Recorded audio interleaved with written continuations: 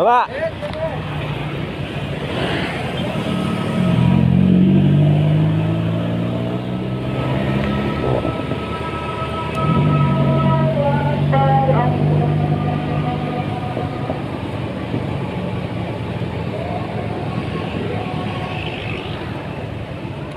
Xiaohuo Qilin juga menatap Chen Ping dengan tatapan kosong.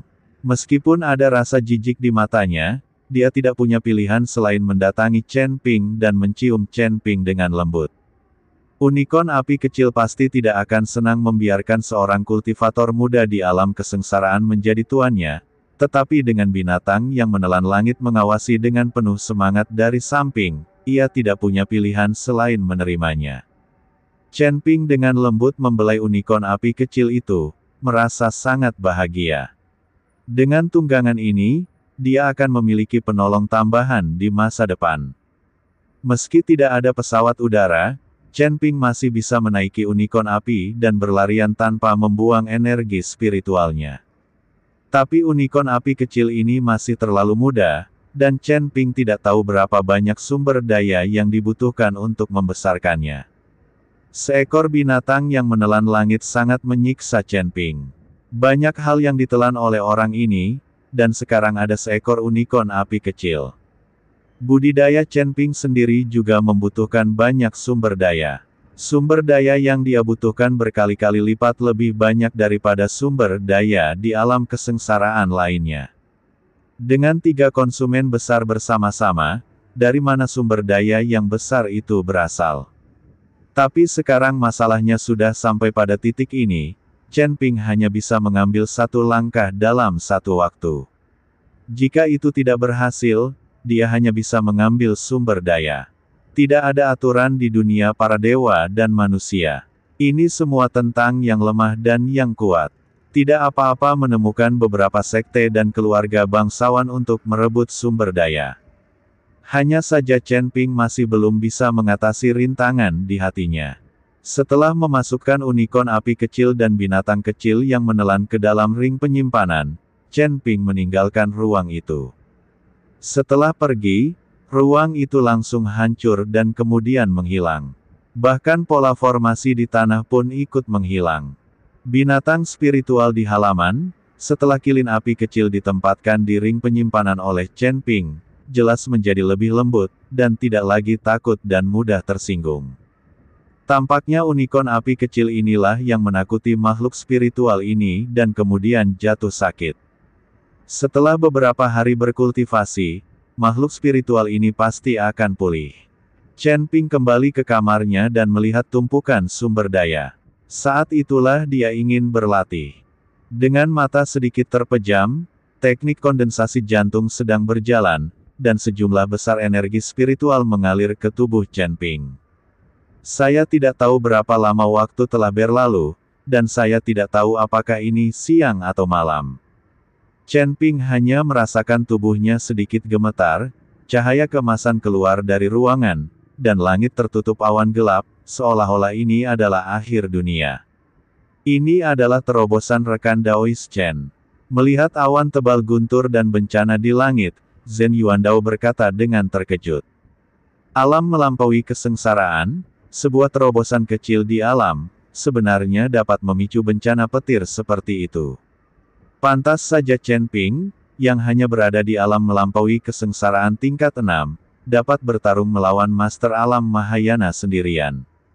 Zhong Qing juga melihat awan guntur di langit dengan kaget dan berkata, "Sudah berapa hari?" Xiao Yuanshan bertanya. "Kaisar Xiao, sudah 5 hari. Kata Yu Wenqiang di samping. Butuh waktu 5 hari untuk menerobos. Meski hanya alam kecil, gerakan ini tidak lemah sama sekali dibandingkan dengan terobosan puncak alam kesengsaraan." Xiao Yuanshan menghela nafas dengan emosi. "Kaisar Xiao, Jenderal Qian di sini untuk melaporkan bahwa kota Kaisar Rubah telah direbut kembali dan keluarga Feng telah dihancurkan. Namun, kejadian ini telah membuat khawatir aliansi penyegel iblis. Diperkirakan aliansi penyegel iblis akan mengambil tindakan terhadap kita di masa depan." Jenderal Qian takut orang-orang dari aliansi penyegel iblis menyerang kota Kaisar Rubah, jadi dia secara pribadi memimpin orang-orang untuk berjaga di sana, menunggu Tuan Chen pergi ke sana sebelum mengembalikannya. Yu Wenqiang tahu bahwa alasan Xiao Yuanshan bertanya kepadanya tentang waktu bukan hanya untuk berbicara tentang kecepatan kultivasi Chen Ping. Karena perintah untuk menghancurkan keluarga Feng telah dikeluarkan dalam waktu 5 hari, itu harus dilakukan. Jika Anda gagal melakukannya, konsekuensinya akan serius. Meskipun Xiao Yuanshan tampak tidak berbahaya bagi manusia dan hewan, dia sangat baik dan sopan kepada orang lain. Tapi ada imbalan dan hukuman yang jelas untuk lawan-lawannya, kalau tidak, bagaimana dia bisa memimpin dinasti Xiao yang begitu besar? Jenderal Qian telah melakukan pekerjaan dengan baik. Ketika dia kembali, dia akan diberi hadiah besar. Sedangkan aliansi iblis, abaikan mereka. Selama mereka berani menyentuh orang-orang dinasti Xiao kita, mereka akan dibunuh tanpa ampun. Xiao Yuanshan mengangguk puas. Tampaknya Jenderal Qian telah berpikir dengan hati-hati dan takut orang-orang dari aliansi penyegel iblis akan menyerang kota Kaisar Rubah lagi. Namun, Xiao Yuanshan tahu bahwa karena dia ingin melindungi Chen Ping, pasti akan ada konflik dengan aliansi penyegel iblis, tapi Xiao Yuanshan tidak takut. Jika Demon Ceiling Alliance dapat memperluas kekuatannya ke seluruh surga dan dunia manusia, pasti akan ada dukungan dari para ahli di belakangnya. Xiao Yuanshan mampu mengendalikan dinasti Xiao yang begitu besar di dunia para dewa dan manusia. Jika memang ada konflik berskala besar setelah aliansi penyegel iblis, orang-orang dari alam surgawi dan manusia pasti akan melapor. Gemuruh. Pada saat ini, tiba-tiba badai petir melanda dengan dahsyat. Rumah tempat Chen Ping berada langsung hancur berkeping-keping. Petir menyambar Chen Ping, tetapi Chen Ping tetap tidak bergerak. Pada saat yang sama, di atas kepala Chen Ping, sosok samar-samar perlahan muncul. Ini adalah Chen Ping yang lain. Tubuh api sejati Chen Ping perlahan muncul dari lautan kesadaran, dan dia juga menderita kesengsaraan guntur di langit dan bumi. Kesengsaraan guntur semacam ini juga dapat membuat tubuh api asli Chen Ping menjadi lebih padat. Ketika tubuh api yang sebenarnya benar-benar padat, Chen Ping akan memiliki klon yang sebenarnya. Sekalipun tubuh fisiknya hancur, tidak perlu khawatir, karena tubuh api yang sebenarnya telah dipadatkan dan menjadi tubuh dari daging dan darah. Chen Ping dapat menggunakan tubuh api sejati untuk bangkit kapan saja, yang setara dengan memiliki kehidupan ekstra. Gemuruh. Sambaran petir lainnya terjadi. Saya tidak tahu berapa lama waktu yang dibutuhkan, dan saya tidak tahu berapa banyak kesengsaraan guntur yang terjadi, tetapi hal itu tidak membahayakan Chen Ping. Anda tahu, ada banyak biksu yang meninggal di bawah kesengsaraan guntur. Sangat berbahaya untuk selamat dari kesengsaraan guntur. Tapi Chen Ping tampak seolah kesengsaraan guntur ini menggelitiknya. Chen Ping perlahan membuka matanya, dan tubuh api sejati langsung memasuki tubuh Chen Ping. Hah, kali ini kesengsaraan guntur tampaknya jauh lebih mudah dari sebelumnya. Chen Ping sendiri juga merasa Lei Jie sudah tidak sekuat itu lagi. Tubuh Dharma api sejati Anda telah membantu Anda memblokir bencana petir. Tentu saja Anda merasa rileks. Kata Raja Iblis Ciyun. Apa? Api sejati Dharmakaya. Chen Ping tertegun sejenak, dan dengan cepat melihat tubuh Dharma api sejati di lautan kesadaran. Dia menemukan bahwa tubuh Dharma api sejati yang awalnya ilusi telah menjadi jauh lebih padat dalam hal ini saat ini, dan dia benar-benar dapat melihat beberapa detail tubuhnya. Tuan Chen, selamat. Selamat telah melintasi alam kesengsaraan tingkat ke-7. Xiao Yuanshan berjalan menuju Chen Ping dan memberi selamat. Chen Ping berdiri dan berkata sambil tersenyum, saya baru saja melewati alam kesengsaraan tingkat ke-7. Tidak ada yang bisa dipamerkan. Rekan Daois Chen, alam kesengsaraan tingkat ke-7 Anda sebanding dengan alam Biksu Mahayana tingkat pertama. Zhen Yuandao juga melangkah maju dan berkata, Lebih dari itu, jika Daois Chen saat ini bertemu dengan Biksu Mahayana tingkat pertama, dia mungkin akan mampu mengalahkan Biksu Mahayana tingkat pertama. Zhong Qing bahkan menyanjung Chen Ping. Selama periode waktu ini, Zhong Qing banyak mengenal Chen Ping, dan juga melihat kekuatan Chen Ping, jadi ini bukan sanjungan, tapi fakta. Kaisar Xiao, sudah berapa lama saya berlatih? Chen Ping bertanya. Lagi pula, saat berlatih, mereka sudah lupa waktu. Beberapa biksu mengasingkan diri selama bertahun-tahun atau bahkan puluhan tahun. Chen Ping takut dia telah berlatih terlalu lama dan akan kehilangan waktu untuk bersaing dengan Mu Qing.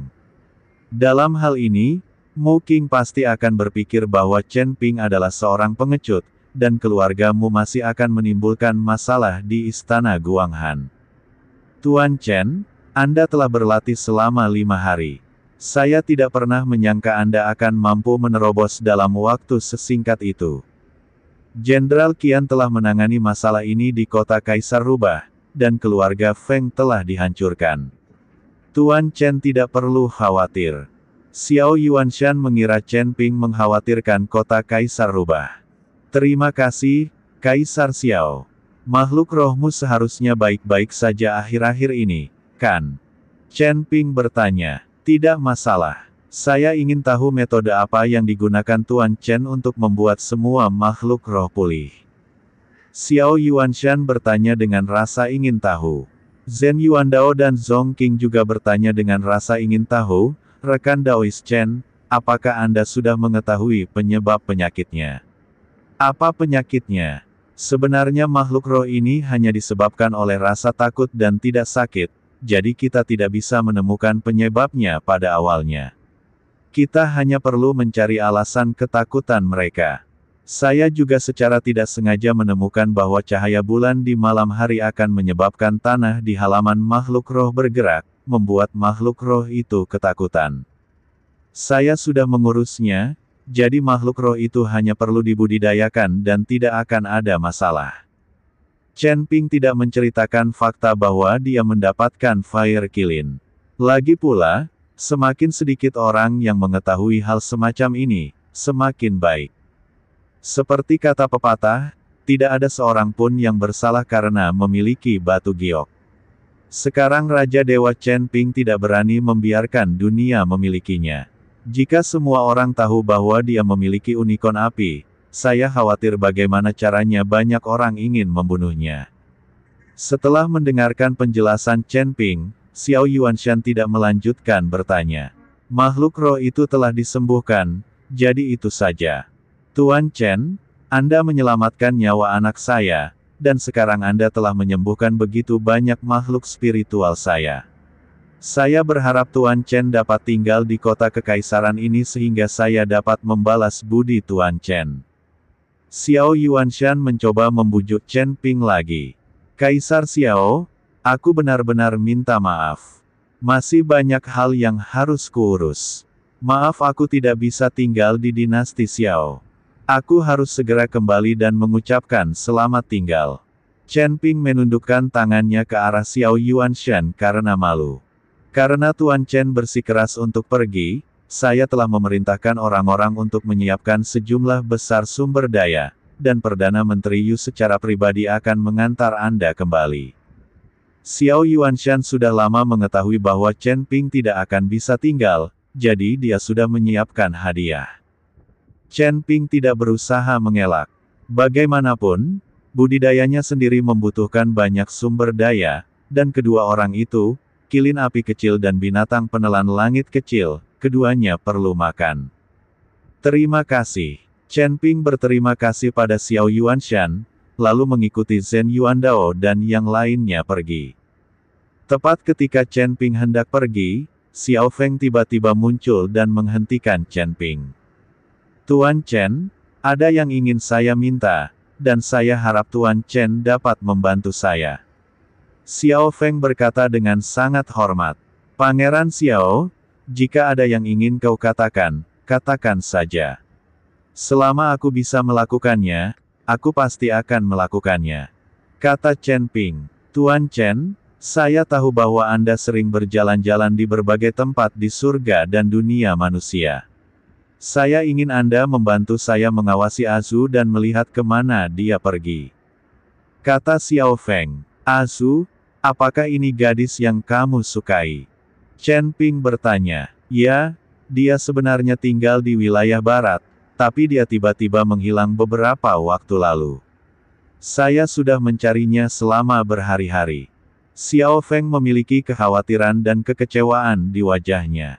Ini semua salahku. Jika aku mengirim orang untuk menjaga Nona Azu lebih awal, dia tidak akan menghilang secara tiba-tiba. Nak, jangan khawatir. Aku sudah memerintahkan seluruh kota di dinasti Xiao untuk mencari Nona Azu. Aku yakin dia akan segera ditemukan.